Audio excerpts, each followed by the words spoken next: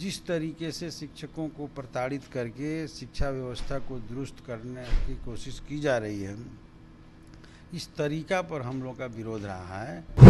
पाठक जो चाहे वो करते रहे, यहाँ तक कि पूरी शिक्षा व्यवस्था को लूट खसोट का केंद्र बना दिया।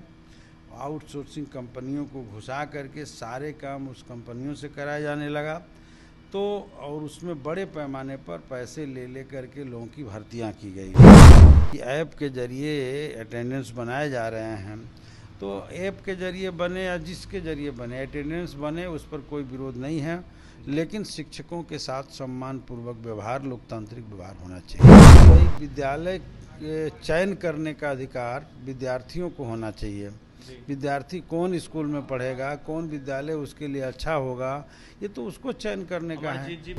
चाहते हैं कि शिक्षक समय से स्कूल में जाएं, हर रोज उपस्थित रहें, बच्चों को बेहतर शिक्षा दे सके और शिक्षा के गुणवत्ता में विकास हो, ये हम चाहते हैं, इसमें कोई शक नहीं है। देखिए, बिहार के शिक्षक इन दिनों काफी ज्यादा परेशान चल रहे हैं, कारण शिक्षा कोष ऐप है।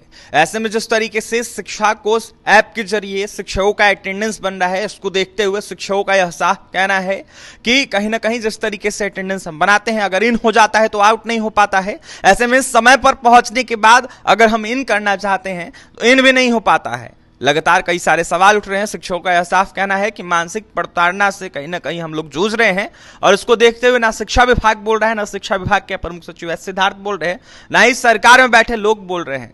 बड़ा यह सवाल है कि शिक्षकों के हित में आखिरकार कौन सवाल उठाएगा, कौन सवाल खड़ा करेगा और उनके हित में कार्य कौन करेगा। हमारे साथ बात करने के लिए माले विधायक जीरादेई से अमरजीत सिंह कुशवाहा जुड़ेंगे। बात करेंगे। अमरजीत जी, कैसे देख रहे हैं, काफी ज्यादा शिक्षकों से जुड़ा आपका भी रहा है और लगातार शिक्षकों के हित में आप लोग बोलते रहे, आपकी पार्टी बोलते रही है, शिक्षा को से आपको कैसे देख रहे हैं और क्या देखिए, शिक्षक हो या शिक्षा, दोनों के हित में हम लोग बोलते रहते हैं, और हम लोग का जो मकसद है कि बेहतर शिक्षा व्यवस्था बिहार में कायम हो, बच्चों को शिक्षा ठीक से मिले, ये सबकी मंशा है, हम लोगों की भी मंशा है। और इसमें अगर सुधार हो रहा है तो इसको हम अच्छा मानते हैं, लेकिन सुधारने का जो तरीका लिया गया है उस तरीका पर ज़रूर कुछ सवाल खड़ा हो रहा है। हम ये चाहते हैं कि शिक्षक समय से स्कूल में जाएं, हर रोज़ उपस्थित रहें, बच्चों को बेहतर शिक्षा दे सके और शिक्षा के गुणवत्ता में विकास हो, ये हम चाहते हैं, इसमें कोई शक नहीं है। लेकिन लाठी के बल पर जिस तरीके से शिक्षकों को प्रताड़ित करके शिक्षा व्यवस्था को दुरुस्त करने की कोशिश की जा रही है, इस तरीका पर हम लोग का विरोध रहा है, शुरू से ही विरोध रहा है। जब के पाठक जी थे तो उस समय हम लोगों ने असेंबली के भीतर ही बात उठा दिया था, तो माननीय मुख्यमंत्री जी ने इस पर जवाब भी दिया था, और जवाब देते हुए उन्होंने वादा किया था कि अब शिक्षकों के साथ इस तरह का व्यवहार नहीं किया जाएगा। हम लोग देखें कि उनके तमाम वादे के बावजूद के पाठक जो चाहे वो करते रहे, यहाँ तक कि पूरी शिक्षा व्यवस्था को लूट खसोट का केंद्र बना दिया। आउटसोर्सिंग कंपनियों को घुसा करके सारे काम उस कंपनियों से कराया जाने लगा, तो और उसमें बड़े पैमाने पर पैसे ले करके लोगों की भर्तियां की गई। तो वो तो अभी जांच का विषय है ही कि किस तरीके से, भले ही पाठक जी लिए हों न लिए हों ये मैं नहीं कह सकता, लेकिन आउटसोर्सिंग कंपनी में बिना पैसे के किसी का बहाली हुआ ही नहीं, तो आउटसोर्सिंग कंपनी जो है इस काम को किया। अच्छा, और अब ये सिद्धार्थ जी जब आए हैं तो लोगों को भरोसा जगा था कि चलिए अब कुछ सुधार होगा, के पाठक जी की छुट्टी हो गई, अब शिक्षकों की प्रताड़ना नहीं होगी।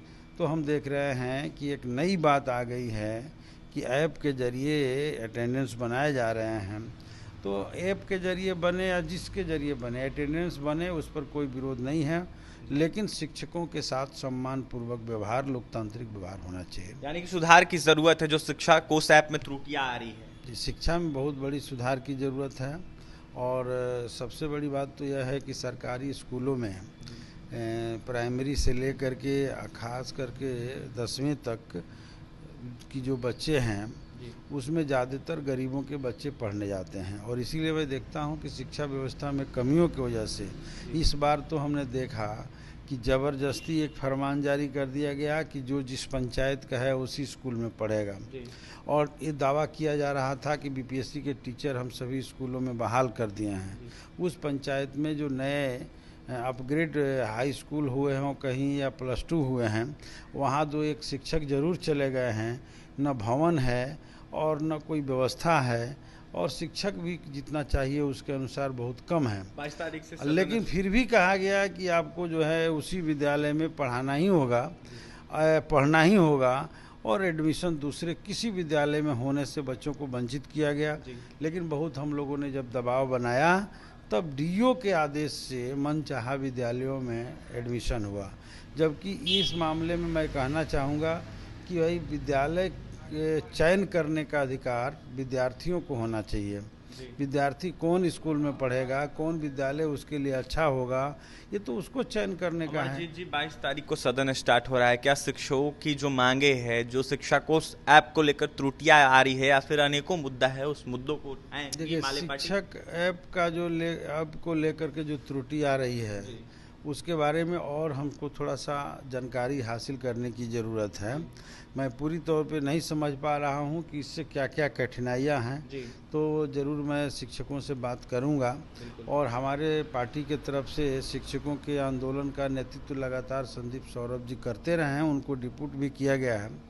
तो उनसे भी हमारी विधायक दल की बैठक है 19 तारीख को, हम लोग उस पर चर्चा करेंगे और चर्चा करके इन मुद्दों को हम लोग उठाएंगे। देखिए, चर्चा करेंगे, इन मुद्दों को उठाएंगे। ऐसे में पूरे मुद्दों को जाने कहीं ना कहीं सदन में भी उठाने की बात हो रही है। अब जाकर देखने वाली बात यह होगी माले पार्टी किस तरीके से शिक्षकों के कष्ट को दूर करती है। हमारे साथ बात करने के लिए माले से जीरादेई विधायक अमरजीत सिंह कुशवाहा थे। शिक्षा कोष ऐप को लेकर क्या कुछ कहते हैं आपने सुना है, और तमाम खबरों के लिए बने रहे हमारे साथ। बहुत बहुत धन्यवाद।